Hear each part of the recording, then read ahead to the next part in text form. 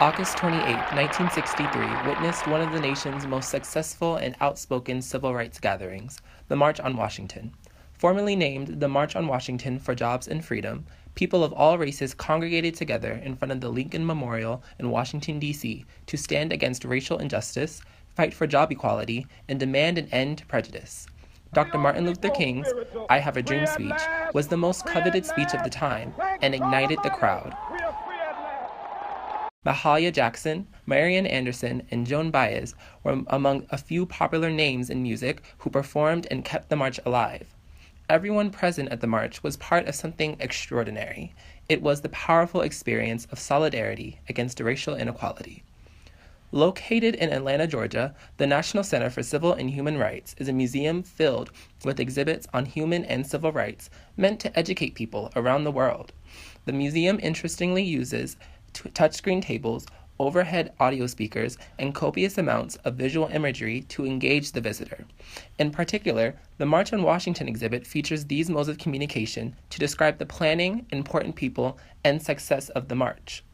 Thus, the National Center for Civil and Human Rights immerses the visitor in empathy and nuanced perspectives that enhance their historical understanding. Surrounded on all sides by towering marble walls and pillars, the March on Washington exhibit resembles the Lincoln Memorial where the march took place. The design of the room allows for museum goers to feel fully immersed in this event as if they are actually there.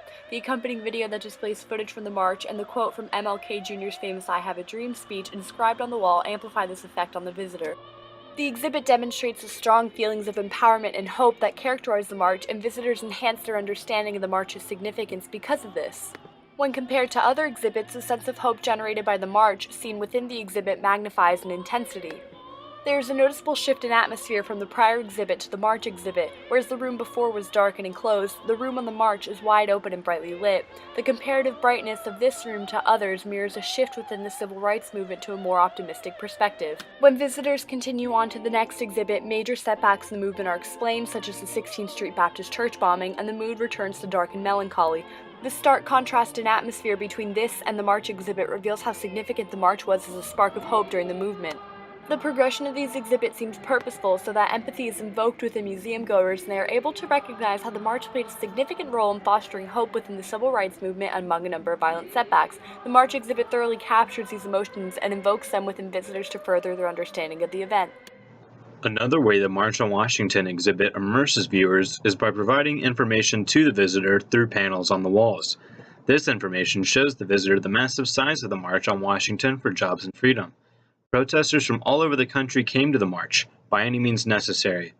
Some 450 buses filled with protesters came from the city of New York alone. This information provided by the exhibit displays the magnitude of the march. This was not a small, one-off protest. This was a national occasion.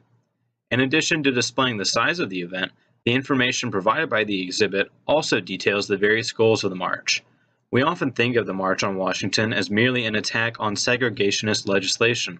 While this was one of the goals, the exhibit also displays other goals, such as addressing voting rights, economic disparity, and social reform. The NCCHR's March on Washington exhibit provides museum goers with a nuanced perspective of the significance of the event by fully immersing them in the march and evoking empathetic emotions. Visitors are able to read in chronological order the planning of the march, while also being able to listen to audio excerpts from the march. The images that are displayed on a screen were a big factor for us as a group in getting in touch with our sympathy for African Americans at this time. Such images include Jack T. Franklin's collection of rare images from that day. This collection of photographs include close-ups of speakers and wide shots of crowds. The pictures are also able to capture the size of the crowds that day, encompassing the importance of this event. It is able to make the visitor feel overwhelmed with the humanity and emotion of one of the biggest days in American history. Overall, the National Center for Civil and Human Rights immerses the visitor in empathy and a nuanced perspective that enhances their historical understanding.